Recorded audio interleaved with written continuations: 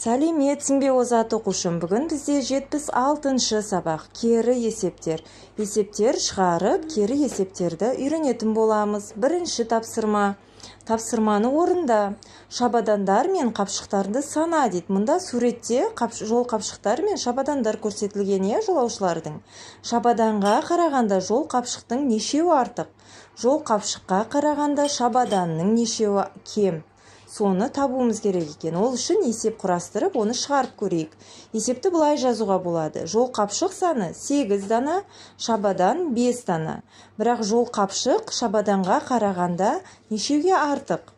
Оны табу үшін біз 8-ден 5 азайтамыз, Сол кезде 3 шығады. Яғни жол қапшық шабаданға қарағанда 3-ге артық екен, себебі жол қапшықтың саны 8, ал шабадан 5, Енді осыған кері есеп жазып көрсек, біз жол қапшық 8 дана, шабадан 5 дана. Шабадан жол қапшыққа қарағанда нешеуі кем дейміз. Сол кезде де сол 3, шабадан жол қапшыққа қарағанда 3-еуі кем болып шығады. Енді мына ережені есте сақтап ала ғой. Бір санның екінші саннан нешеуі артық, немесе нешеуі кем екенін білу үшін үлкен саннан кіші санды азайту қажет. Және біз мұнда бірінші есептегі суретте қарап шығардық қой, жол қапшық 8 дана дедік, шабадан 5 дана дедік. Бұл жерде қай сан артық? Үлкен қай сан?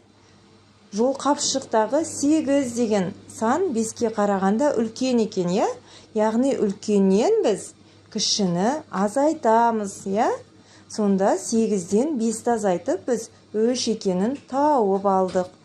Яғни кем немесе артық екенін білу үшін үлкен саннан кіші санды азайту керек екен. Келесі бізде екінші есеп. Әр есепке сәйкес қысқаша жазылуын таңда және шығар дейді. А нұсқасы. 7 жол қапшық пен 5 шабадан тұр. Шабаданға қарағанда жол қапшықтың нешеуі артық? Ол үшін жаңағындай үлкен саннан кіші санды азайтамыз, 7-ден 5-ті азайтамыз. Сол кезде екеуі артық екені шықты. Ә нұсқасы.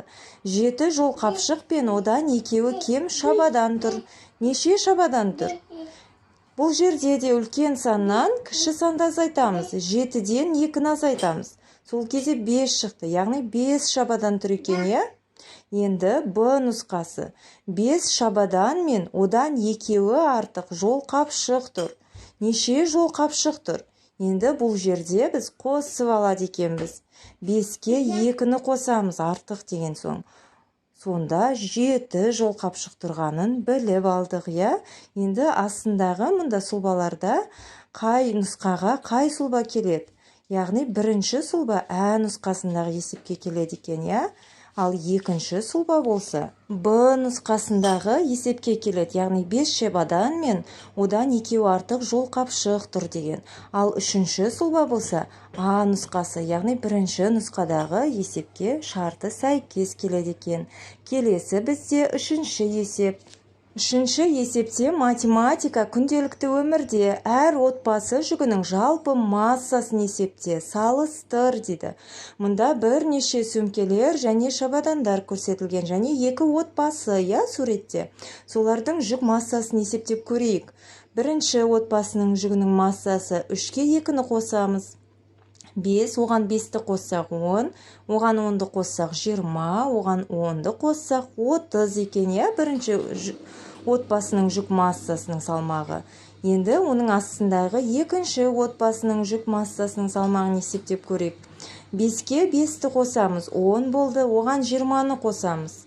30 болады екен, оған 20-ны қоссақ 50 болады. Оған 10-ды қоссақ 60 болады екен, Екінші отбасының жүгінің жалпы массасы 60 килограмм екен. Енді екеуін салыстырып көрейік. Бірінші отбасының жүк массасы 30 килограмм болды, ал екіншісінікі 60 килограмм болды. Екінші отбасының жүгінің массасы 60 килограмм үлкен екен, біріншісіне қарағанда. Келесі бізде төртінші есеп. Жұптық жұмыс есепте тексер дейді. Бірнеше қосу және азайту амалдары берілген екен. 70-тен 30-ды азайтамыз. 40 қалды. 90-нан 20-ны азайтамыз. 70 болады. 10-ға 80-ді қосамыз. 90 болады екен, я? 70-тен 70-ті азайтсақ, 0 қалады екен. Ал 90-нан 30-ды азайтсақ, 60 болады. 70-ке 20-ны қоссақ, 90 болады екен. 60-қа 10-ды қосамыз. 70 болды. 80-нен 80-ді азайтсақ, 0 қалады. Ал 80-нен 20-ны азайтатын болсақ, 60 болады екен. Келесі қатарда 80-ге 20-ны қосамыз. Неше болады?